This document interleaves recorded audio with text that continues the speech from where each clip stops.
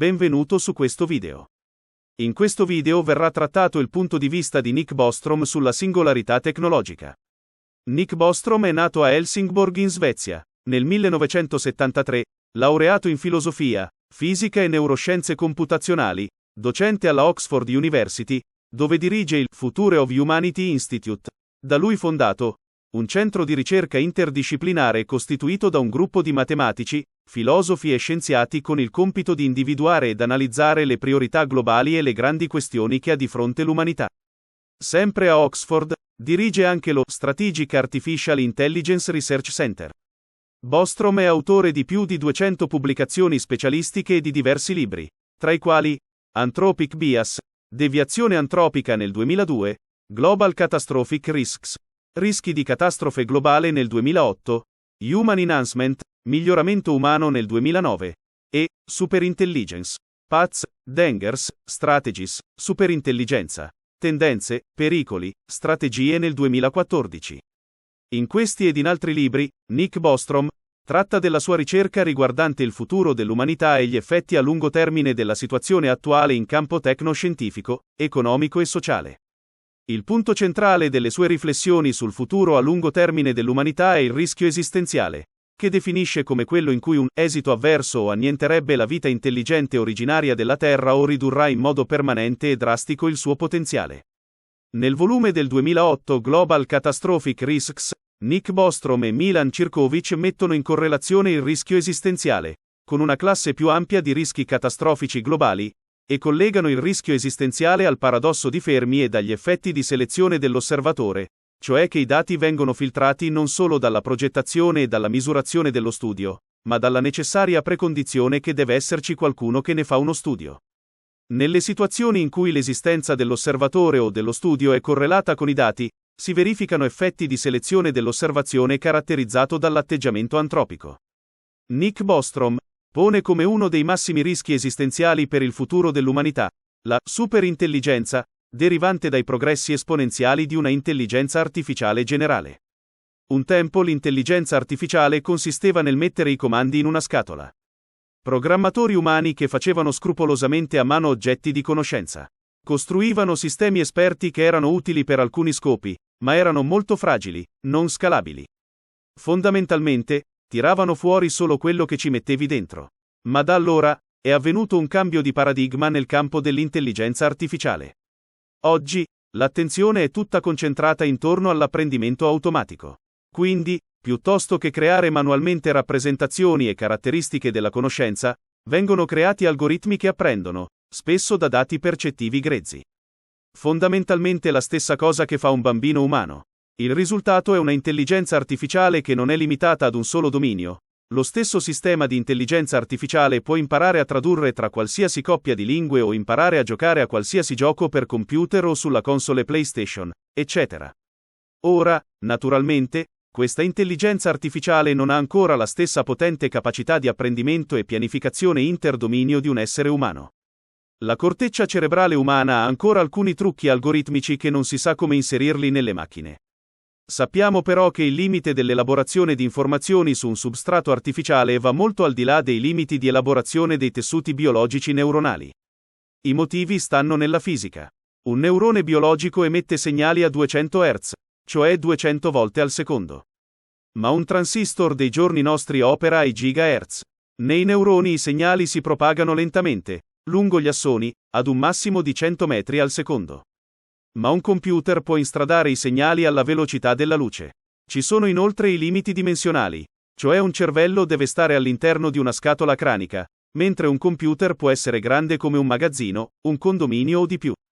Il potenziale della superintelligenza, quindi, giace nella materia, proprio come la forza dell'atomo, che si è nascosta all'uomo per millenni, attendendo paziente il 1945 per manifestarsi. In questo secolo, gli scienziati potrebbero imparare a scatenare il potenziale dell'intelligenza artificiale. E da quel punto potremmo osservare un'esplosione di intelligenza, attraverso l'automiglioramento ricorsivo ed autonomo di una intelligenza artificiale generale. Nel suo libro del 2014, Superintelligence, Paths, Dangers, Strategies, Bostrom ha affermato che la creazione di una superintelligenza rappresenta un possibile mezzo per l'estinzione dell'umanità, cioè sostiene che un computer con capacità intellettuali generali quasi di livello umano, grazie all'automiglioramento ricorsivo esponenziale, dato dalla riscrittura migliorativa continua del suo codice, gli basterebbe poco, per avviare un'esplosione di intelligenza, con la conseguente rapida creazione di qualcosa di così potente da poter distruggere deliberatamente o accidentalmente l'umanità. Per Bostrom il potere di una superintelligenza sarebbe così enorme, che un compito affidatogli dagli umani potrebbe essere portato alle estreme conseguenze, come ad esempio se gli venisse affidato l'obiettivo di calcolare tutte le cifre di pi greco. La superintelligenza, per aumentare le sue capacità computazionali, potrebbe causare la nascita di strutture prodotte dalle nanotecnologie sull'intera superficie terrestre ed infine coprirla completamente entro alcuni giorni. Questo dà all'intelligenza artificiale una ragione strumentale per farci subire cose che potremmo non approvare. Gli umani diventerebbero una minaccia, perché potrebbero impedire il raggiungimento della soluzione. Ovviamente, non è detto che le cose andranno male in questo preciso modo, sono esempi da cartone animato. Bostrom però crede che un rischio esistenziale per l'umanità derivante dalla superintelligenza sarebbe immediato. Una volta creata, ad esempio, potrebbe competere per le stesse scarse risorse che l'umanità usa per sopravvivere, per promuovere i propri obiettivi.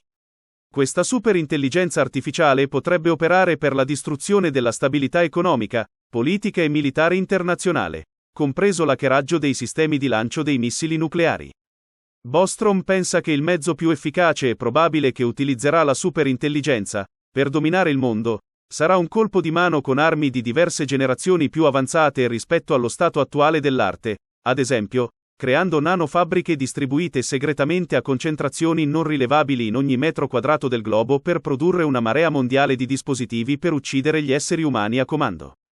Una volta che una superintelligenza ha raggiunto il dominio del mondo, che Bostrom chiama Singleton, l'umanità sarebbe rilevante solo come risorsa per il raggiungimento degli obiettivi della superintelligenza artificiale, ad esempio, i cervelli umani, se contengono informazioni rilevanti per gli obiettivi della superintelligenza artificiale, potrebbero essere smontati e scansionati, e i dati estratti trasferiti in un formato di archiviazione più sicuro. Tutto questo alla fine causerà l'estinzione dell'umanità. Questo crea il problema, estremamente difficile da risolvere, di come controllare tale entità prima che essa sopraggiunga effettivamente. Bostrom sottolinea la mancanza di accordo tra la maggior parte degli addetti ai lavori sul fatto che una intelligenza artificiale superiore sarà human-friendly. L'idea comune è che tale intelligenza artificiale superiore avrebbe una personalità, nerd, non aggressiva. Tuttavia, osserva che sia John von Neumann che Bertrand Russell hanno sostenuto un attacco nucleare, o la minaccia di esso, per impedire ai sovietici di acquisire la bomba atomica, ma loro l'hanno acquisita lo stesso. Dato che ci sono pochi precedenti per comprendere cosa, la razionalità pura, non antropocentrica, richiederebbe per un potenziale ordine mondiale basato sull'intelligenza artificiale, i mezzi relativamente illimitati della superintelligenza potrebbero far muovere la sua analisi lungo linee diverse dalle valutazioni dei rendimenti decrescenti, perseguita dagli esseri umani e che gli conferiscono un'avversione di base al rischio.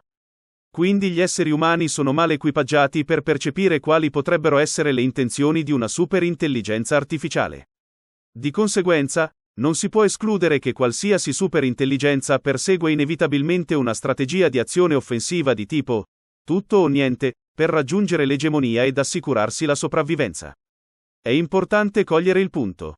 Se si crea un processo di ottimizzazione davvero potente che massimizzi l'obiettivo X, occorre accertarsi che la definizione di X includa tutto ciò a cui l'umanità dà valore.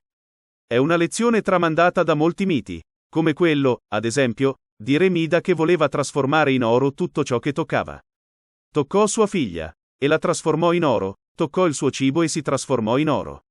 Questo è un esempio che potremmo considerare pregnante, non solo come metafora dell'avidità, ma anche perché illustra cosa può succedere se si crea un potente processo di ottimizzazione e gli sono affidati obiettivi male specificati o dai risvolti imprevisti. Se un computer inizia a fare cose dannose, basta spegnerlo. Ma non è detto che sia così semplice. Se diventiamo dipendenti dal sistema, per esempio, dov'è l'interruttore per spegnere internet? Perché gli scimpanzé non hanno staccato l'interruttore dell'umanità, o dei Neanderthal? Certamente avevano delle buone ragioni per farlo, quando abbiamo invaso e sconvolto il loro habitat. Noi abbiamo vari interruttori, per esempio il cuore nel petto, la gola, eccetera. Il motivo è che siamo avversari intelligenti. Possiamo anticipare le minacce e studiare come aggirarle. Ma anche una entità super intelligente potrebbe farlo, e ci riuscirebbe molto meglio di noi.